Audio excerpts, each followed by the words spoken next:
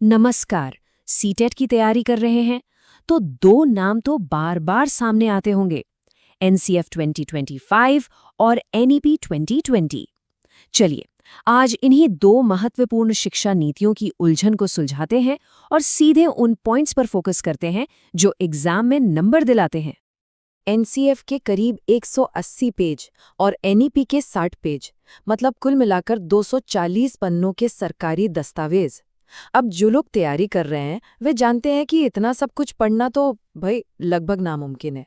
और सच कहूं तो ये दस्तावेज देखकर ही थोड़ा डर सा लगता है।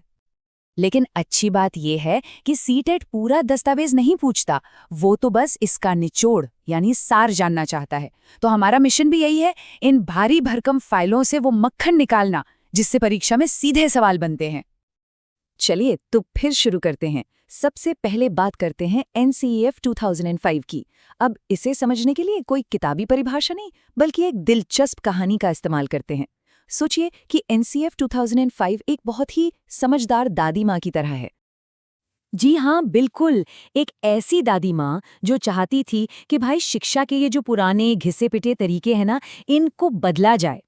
तो समझिए कि एनसीएफ 2005 उस समय के एजुकेशन सिस्टम के लिए एक बहुत बड़ा सॉफ्टवेयर अपडेट था।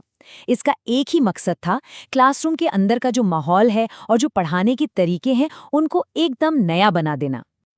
तो इस दादी माँ की सीख यानी एनसीएफ 2005 की आत्मा इसके 5 मूल सिद्धांतों में बसती है। पहला, पढ़ाई को सिर्फ क्लासरूम की 4 दीवारी तक मत रखो, उसे बच्चों की असली जिंदगी से जोड़ो। दूसरा, ये जो रट्टा मारने की आदत है ना, इसे जड़ से खत्म करो, इसने सीखने का सारा मजा ही खत्म कर दिया है।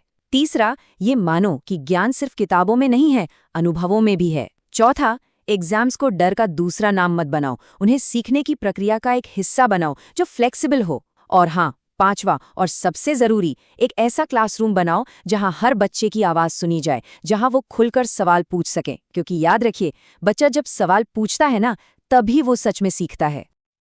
अब जब इतने सारे बदलाव हो रहे थे तो जाहिर है टीचर की भूमिका भी बदलनी थी, और ये बदलाव बहुत बड़ा था।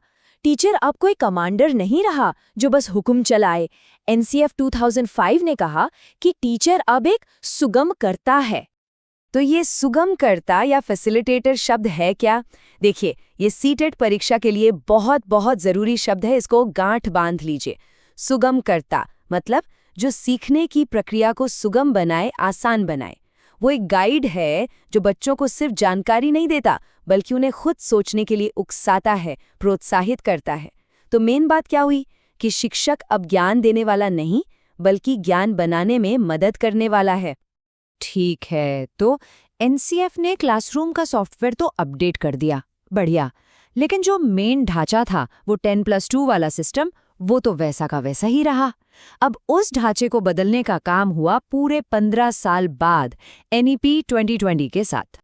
इसको ऐसे समझिए, अगर एनसीएफ एक सॉफ्टवेयर अपडेट था तो एनईपी 2020 तो पूरा का पूरा हार्डवेयर ही बदल डालने जैसा था। इसने एजुकेशन सिस्टम की नींव, उसके पूरे स्ट्रक्चर को ही हिलाकर रख दिया।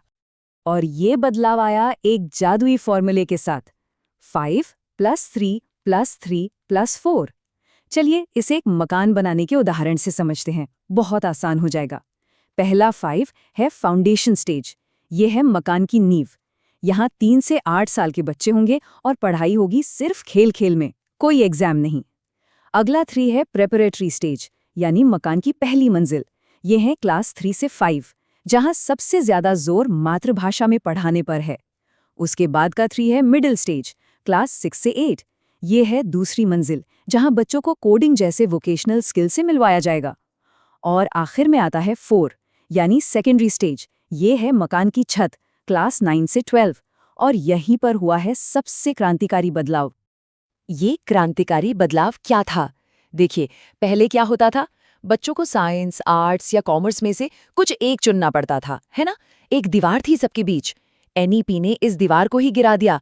इसका मतलब ये है कि अब कोई बच्चा अगर चाहे तो फिजिक्स के साथ हिस्ट्री या म्यूजिक भी पढ़ सकता है, कोई रोक टोक नहीं। इसी को कहते हैं मल्टी डिसिप्लिनरी अप्रोच, ताकि हर कोई अपनी पसंद और टैलेंट के हिसाब से सीख सके। सिर्फ पढ़ाई का तरीका ही नहीं बदला, एनईपी 2020 ने बच्चों को आंकने का, उनके असेसमेंट का तरीका भी पूरी तरह से बदल दिया। अब वो पुराने जमाने का रिपोर्ट कार्ड गया, उसकी जगह ले ली है 360 डिग्री होलिस्टिक प्रोग्रेस कार्ड ने। अब इसकी खासियत क्या है? इसमें सिर्फ टीचर ही बच्चे को नंबर नहीं देते, बल्कि बच्चा खुद अपना मूल्यांकन करता है, जिसे कहते हैं सेल्फ असेसमेंट। उसके दोस्त, उसके साथी भी उसका मूल्यांकन करते हैं, यानी पीयर असेसमेंट। और फिर आखिर में टीचर का मूल्यांकन आता है। इन तीनों को मिलाकर बच्चे की प्रोग्रेस की एक कहीं ज्यादा सच्ची और पूरी तस्वीर सामने आती है। चलिए, अब तक हमने जो कुछ भी समझा उसका एक फाइनल निचोड़ देखते हैं। समझिए कि ये एक ऐसी चीट शीट है जो परीक्षा के लिए सबसे जरूरी बातों को एक ही जगह पर ले आती है। तो मेन बात यह है, इसको ध्यान से सुनिए। एनसीएफ 2005 के 3 सबसे जरूरी कीवर्ड्स हैं: ज्ञान को बाहर की जिंदगी से जोड़ो, रट्टा मारना बंद करो और टीचर एक सुगम करता है, बस। और एनईपी 2020 के 3 सबसे जरूरी कीवर्ड्स हैं: 5+3+3+4 का फॉर्मूला, मातृभाषा पर जोर और 360 डिग्री रिपोर्ट कार्ड। सच मानिए, बस इन 6 बातों को याद रखने से आपका एक बहुत बड़ा हिस्सा कवर हो जाएगा। तो ये थे परीक्षा के लिए सबसे जरूरी पॉइंट्स। लेकिन इन सब अच्छी बातों को समझने के बाद एक बहुत बड़ा सवाल भी खड़ा होता है। एक ऐसा सवाल जो इन नीतियों को क्लासरूम की जमीनी हकीकत से जोड़ता है। ये नीतियां कागज पर तो एकदम परफेक्ट लगती हैं, है ना? लेकिन इनकी असली परीक्षा तो तब होती है जब ये भारत जैसे विशाल और इतनी विविधता वाले देश के क्लासरूम में पहुंचती हैं, जहां हर बच्चे की अपनी कहानी है, अपनी जरूरतें हैं। वहां ये नीतियां असल में कितनी सफल हो पाती हैं, ये एक बहुत बड़ा सवाल है। और शायद इसी सवाल पर सोचना हमें शिक्षा के असली मकसद के और करीब ले जाता है।